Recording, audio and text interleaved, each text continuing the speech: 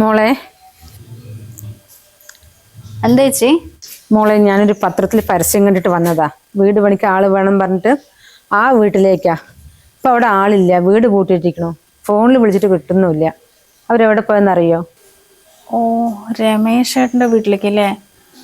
അത് ചേച്ചി. അയ്യോ ചേച്ചി, അവരിപ്പോ ഇവിടെ ഇല്ലല്ലോ. മൂപ്പരൊരു പോലീസുകാരനാ.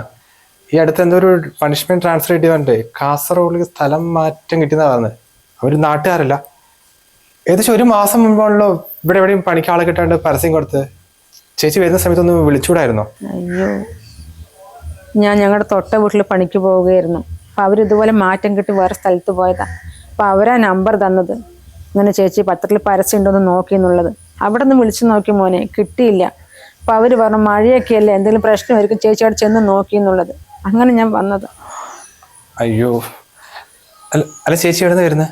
രാമനാട്ട് കരയുന്ന മോനെ. അത്രയും ദൂരത്തുനിന്നാണ് വരുന്നത്? ഇവർ ശമ്പളമൊക്കെ പേപ്പറിൽ എഴുതിയിട്ടുണ്ടായിരുന്നു മോനെ. പിന്നെ എനിക്കൊരു മോനാ ഉള്ളത്. അവൻ ഹോസ്റ്റലിൽ നിന്ന് പഠിക്കുക.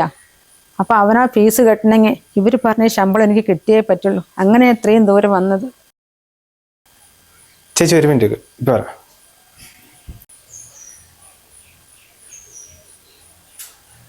ആടാ, വളരെ അത്യാവശ്യമാണ്. നീ ഇപ്പൊ തന്നെ വിളിച്ചു ചോദിക്കുമോ? ആ, താങ്ക് യു. ആ ശരി. അല്ല, എന്തിനുള്ള പരിപാടിയാ? അതിൻ്റെ ഫ്രണ്ടിന് കമ്മില്ലേ ഒരു ക്ലീൻ സ്റ്റാഫിനെ വേണം പറഞ്ഞിരുന്നു. ഇവരിപ്പോൾ പറഞ്ഞപ്പോൾ പെട്ടെന്ന് ഓർമ്മ വന്നിട്ട് അങ്ങോട്ട് വിളിച്ചതാ. മിക്കവാറും അവിടെ കിട്ടുന്നുണ്ടോ, നല്ല ശമ്പളം കൊടുക്കും. ഇതിന്റെയൊക്കെ വല്ല ആവശ്യം ചേട്ടാ? ഇല്ലാന്ന് പറഞ്ഞ് വിട്ടാ പോരെ, അവര് വേറെ എന്തെങ്കിലും നോക്കുമല്ലോ. എടോ, എൻ്റെ അമ്മ ഇതുപോലെ വീട്ടുപണി എടുത്തിട്ടാ എന്നെ പഠിപ്പിച്ച് വലുതാക്കിയത്. നല്ല ജോലിയൊക്കെ കിട്ടി അവനെ പൊന്നുപോലെ നോക്കണമെന്നായിരുന്നു. പക്ഷെ അപ്പോഴേക്കും അമ്മ ആ ഒരു കുറ്റബോധം നെഞ്ചി കിടന്നു. അതുകൊണ്ട് ഇതുപോലെ താരെ കാണുമ്പോഴേ എൻ്റെ അമ്മനെ പോയി എനിക്ക് ഓർമ്മ വരും. എന്തായാലും ഞാൻ അവർക്ക് പണിയൊക്കെ കൊടുക്കണം.